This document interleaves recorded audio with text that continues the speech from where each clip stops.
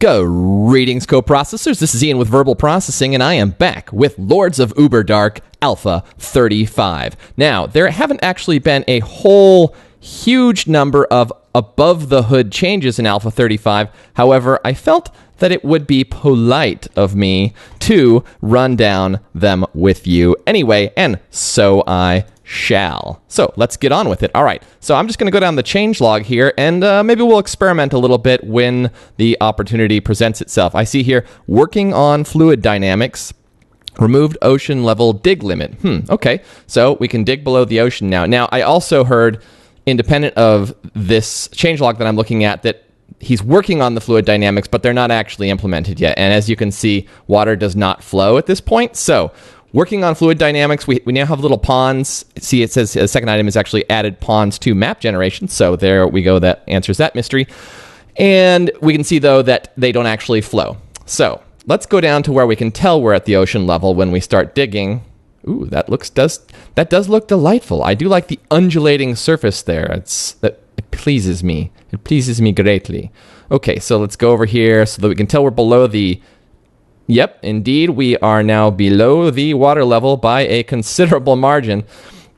And dig we shall. Ooh, we got some stone here. It looks like this is the equivalent of bedrock here for Lords of Uberdark. Now, I wish that I had actually taken note of the direction of the ocean here, because the next thing I want to do is dig under the ocean. And indeed, I think that I have done so.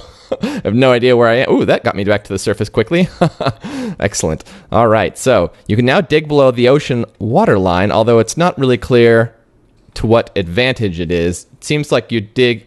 Wait, did I get teleported? Or did I just dig into my other hole? It's a little bit confusing when you dig below the ocean level. It seems that it's very dark below the ocean.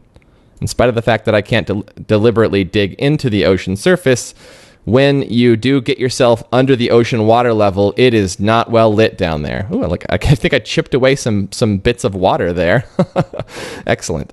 All right, so that's digging below the ocean level, and we saw the ponds on the surface. So we've got a pond here that's got a nice little undulating, although it looks more like a quivering mass of vile jelly of some kind. I feel like a gelatinous cube was defeated here, and it's just waiting to reform liquid metal style at any second. So I'm just going to move away from the satanic jelly. There's more.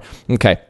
So what else we got on this? Added basic dwarf model. Now, I'm not sure if that means that if another player could see me, I would be the basic dwarf model, or if he's referring to the picture of the dwarf model over to the left, or if it just means that he's integrated it into his engine and that it's ready to be used. So that's not too clear from that note. However, we can speculate.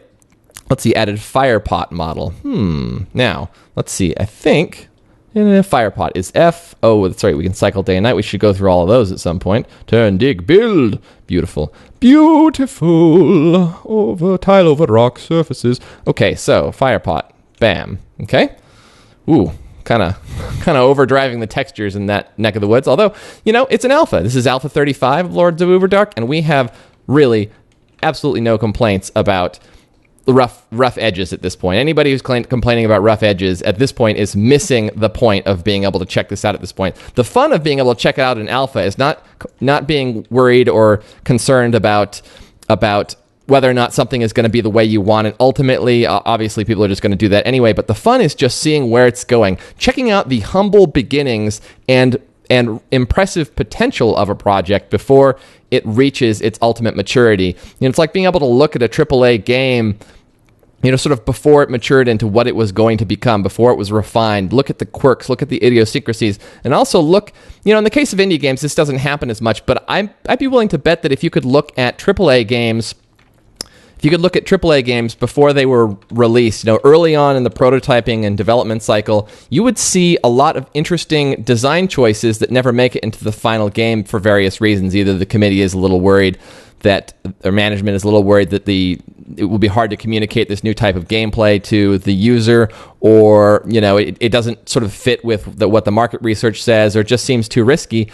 You'll be able to see a lot of interesting stuff, and I feel the same way about checking out indies. Even indie developers have to make some choices and some sacrifices about what to keep in ultimately, and so being able to see the details, like this undulating is, frankly, it's creepy, and it doesn't look like water. It looks like it looks like a horrifying mass that I expect. Okay, if it were pink, it would be the slime from Ghostbusters. If I put a baby here, it would try to eat the baby. I mean, it's that creepy. So it's this kind of thing that you get to check out, you get to see from behind the scenes, and I think that's pretty sweet. All right, let's keep going down the list. Added model loading, rendering, and animation. So I assume those are all subsystems that have been implemented, and they're not necessarily apparent at this point to me. However, I assume it just means that he's capable of doing those things in the engine right now.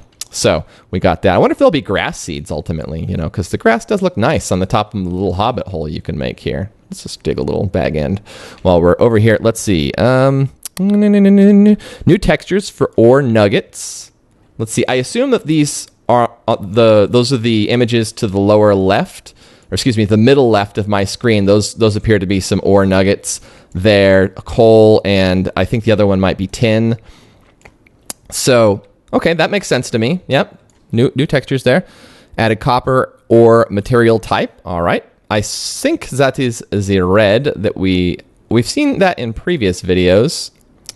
I don't see any here. I'll just dig into the mountain here and see if I see anything of orificacious potential. Haha, potentiality. Ooh, there's a fire pot. Wow, okay. There's just a weird collision thing going on with those fire pots there. Such as it is. I'm down with that. Okay, what else we got on the list here? We'll just sort of dig around. If we happen to find some copper, super duper, and if we don't, well, I think we can all use our imagination. Added tin ore type, so that might be what I've dug up a little bit of there, since stone ore wouldn't be a thing. And you're gonna do space to jump now. Okay, and we did the fire pot. Oh, let's make it nighttime.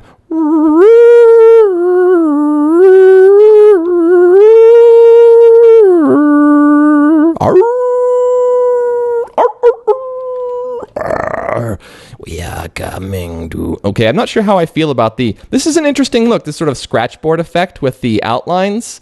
Again, this is another one of those things that if I had to make a guess, I would guess we wouldn't be seeing this effect in the final version of the game. But it is an odd sort of experimental art effect. It was an interesting impulse, and I don't know, maybe he's committed to it and he'll just make it work and it'll be great. And it is neat. I just don't know. I don't know if we're going to see that ultimately. It's a little unusual, and I guess it just depends on whether or not it fits the world. It does make it fairly possible to navigate while keeping the disadvantage of not being able to see what's exactly at your feet in play. So there may be a gameplay advantage to doing things this way, even if it is sort of an odd aesthetic choice. Let's see. Let's cycle.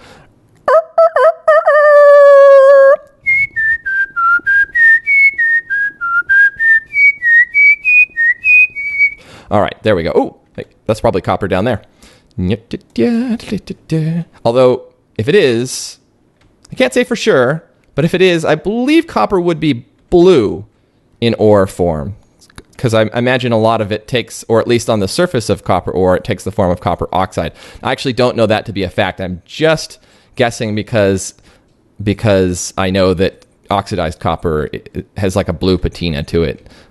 Or indeed green in some cases, depending on your definition of blue and green, I guess, for the most part. Okay, so we've seen that. What else we got? We got okay, we can lock our view to... Okay, this is holding shift, you can lock your view to 45-degree angles, which I imagine is very useful for building. And there's my building sphere, which is white now, I guess. Well, I don't guess. I see that it's white. And indeed, it's white. Wait, there it is. Okay. Come closer, my pet. Okay, this is nice though, because now I can presumably construct... Hey, where'd it go? I can't see it anymore. I can presumably construct flat walls and more precise columns with much greater ease using the... Yeah, that's a lot easier to work with. Now, let's see, that's going to lock me down flat. So I guess constructing above you is still a bit touch and go, I imagine. Although if I'm looking 90 degrees up right now, I should end up with a somewhat straight overhang. Let's see if I can get a side view of it there. It's at an angle, probably because I was standing on the hillside. But this is definitely a good start. This is definitely a very good start in making it, of course, I'd have to actually drag the mouse cursor more or less directly up if I wanted to achieve a straight column, but it seems to want to pull to the left, although maybe I'm on a bit of an angle. Well, maybe it didn't pull to the left. Maybe I'm just too close to it. Yeah, it's pretty straight. It's pretty straight. The camera, I think it was just a camera thing, being too close to it.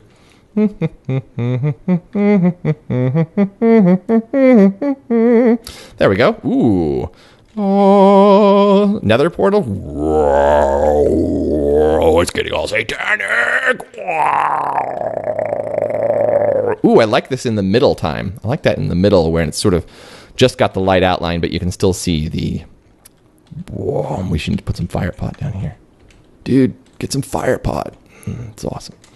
Okay, I wonder if the collision is better for surfaces that are built by the player. Let's see if I can put that to the test in some way. Kind of drag that closer to me, closer, closer, closer. Now it's over my head. Let's see, so that's a fairly thin little land bridge I've created there. Oh, I can jump now, that probably helped. Yes, indeed. And on to the, oh yes, the collision is a whole heck of a lot better at the moment, it seems. Not perfect, there's still got some little issues, but again, we're not here to worry about the little issues. The little issues are going to be here for a good long while, and we are going to revel in them. Cool, all right.